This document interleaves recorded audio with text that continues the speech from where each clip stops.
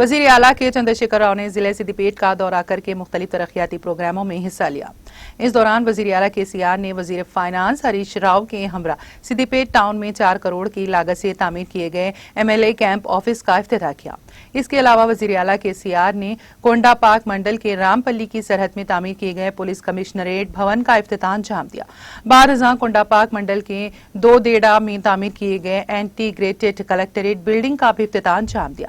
اس موقع پر وزیر داخلہ محمد محمود علی، چیف سیکریٹری سومیش کمار، رکن پارلیمنٹ کے Prabhakar ready, DGP Mahendra ready کے علاوہ ضلع سدی پیٹ سے تعلق رکھنے والے ارکان اسمبلی، ارکان قانون ساز کونسل، TRS کے اہم قائدین، پارٹی کارکنوں اور مقامی سرکاری عہدیدار موجود تھے۔